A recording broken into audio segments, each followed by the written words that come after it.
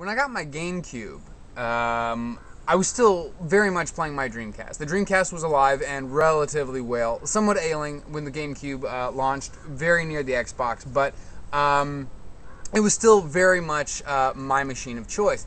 But I did look into the GameCube seriously. You know, I looked at it and I thought, okay, fine. It looks pretty good. And I know that being in college at the time, I had a lot of huge video game aficionados sharing with me their ideas about these upcoming machines, specifically the GameCube and the Xbox. Of course, it was a big deal because Microsoft was getting into the fray for the first time, and you know, the hardcore gamers really doubted them. And remember, back then, you know, the hardcore before Microsoft really made its presence known in the gaming world, console gaming world. There were a lot of really die-hard Nintendo fans who were somewhat disappointed by the lackluster performance and software library of the N64, Nintendo's N64, and were very much anticipating this GameCube. You know, there was solid support from Sonic Team even before its launch. You know, there was a lot of discussion about Sonic, specifically at Sega, Sonic's team support of this machine. I guess the Dreamcast was not alive and well because this was happening.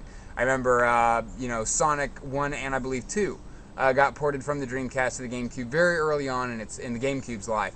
So I guess technically the Dreamcast, in my mind, the Dreamcast was alive and fairly well.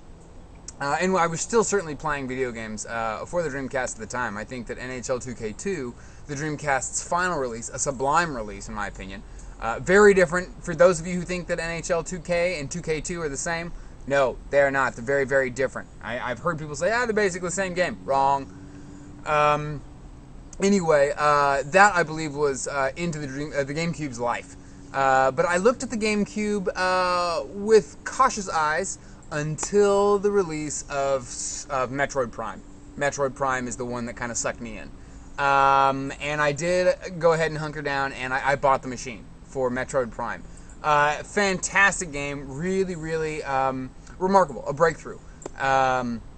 At the time, you know, as with everything in that kind of generation, at least in my school, I know that techno or electronica music was really big, and there was kind of the haze of the future looming over everything. It was 2000-ish, you know, everything at the time was very futuristic, but you know how futurism works in the present. You know, it's kind of, you know, whatever.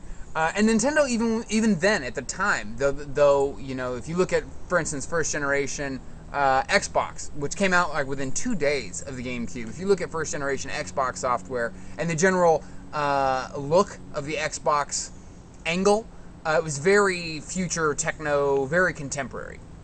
And the GameCube, even off the bat, just struck us all as a very different machine. Had a little lunchbox handle on the back and came in like purple, and you know, it was just it was a different kind of a machine that had different appeal, and a lot of Nintendo fans are really looking at this machine as the saving grace to Nintendo's not debacle, but relative failure with the N64. Unfortunately, as we now know, the GameCube did not exactly set the world on fire.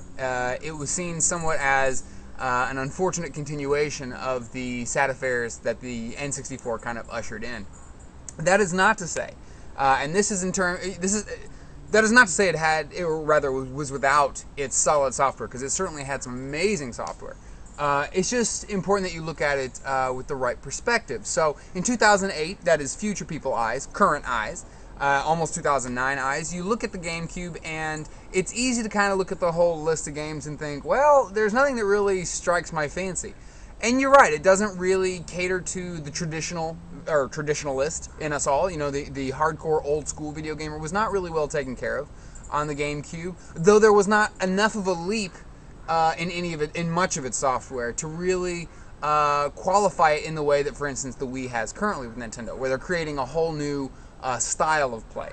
The GameCube for Nintendo was an effort with its huge A button. If you think back to the controller, you had the A button, which was huge.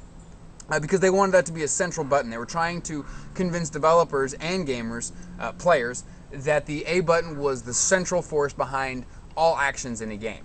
And therefore, you know, when you look at the GameCube controller, which is now a playable device with your Wii, it's very much, every button, B, X, and Y, are very much peripheral buttons in that scenario. It was a good time, and it was certainly a machine that people had a lot of faith in when it came out. And I know that as far as my hardcore gaming fans from back in the day, they were very excited about the GameCube and Resident Evil that had just gotten remade toward the beginning. And there was Eternal Darkness, some really impressive, graphically impressive titles. Because remember, this was actually during the era where graphics still kind of, horsepower and bits, as it were still the point. The Dreamcast was 128-bit. The PlayStation 2, 128-bit. GameCube also 128-bit, and then the Xbox, when it came out, it kind of threw the bits off. Now you realize we don't even talk about bits so much anymore. You have the 360 and the PS3 and the Wii. Bits? Where are the bits? Which is probably for the better, because they're kind of ambiguous anyway. I mean, who the hell knows what a bit is? I mean, you can look it up, and I have an idea what you're going to say, but really, frankly, the bit, yeah. But yeah, in terms of 2008 eyes, the GameCube is particularly good because you're able to look at it directly through the Wii. The Wii is backward compatible, so you can plug in your GameCube games. And you know what? Some of these designs are really spiffy. One particular series that debuted and to this point has not left the GameCube would be Pikmin, which is a really fantastic, very approachable real-time strategy game. Very good game. I really recommend this game. I was not attracted to it when it came out. It was a launch title, and it was kind of like a whatever kind of title. And then I got it about 3 years after that, and it really grabbed me. The sequel's also quite good. And for consoles, I think it manages the pick up and drag mechanics of real-time strategy quite well. So the GameCube is quite good. And it's certainly worth looking into on your Wii, or if you want to get a GameCube now, feel free. You won't be let down. It has some stellar classics, just like Nintendo did before with the N64. You'll find some true classics on the machine. True classics. But not enough to really salvage the reputation the machine as a whole gained from being the kid-friendly, kind of shovelware type machine. Whatever. Shovelware is perhaps not just substandard. The Wii has a lot of shovelware. The PS2 has a lot of shovelware. That is to say, software that's just put out there so that unknowing buyers will purchase. It doesn't have too much of that, but it does have a lot of substandard quality, often kid-oriented software. Not a horrible thing by any stretch. But remember, also, culturally, this was a time when gamers were evolving into the modern gamer, which is very aggressive. The modern gamer takes himself very, very seriously compared to back in the day. When you were playing Super Mario Bros. 3 on your original Nintendo, you really didn't have this kind of, I need guns and blood in order to make my game fun. The bullet, I've argued, is the most valuable player in today's video games. The bullet it's everyone loves the bullet. And Nintendo has always been kind of anti that, and so the game, and specifically during the GameCube's life, and so though the GameCube did host games like Red Faction 2 and Time Splitters 2, as well as I think 3, it never really clicked because it was kind of against the Nintendo grain at the time. So yes, do check into the GameCube. It's quite good. But it certainly didn't live up to the initial hype that was, presented to it by the hardcore gamer back in the day. And Sonic Team did come through with some solid software, and quite a bit of it, actually.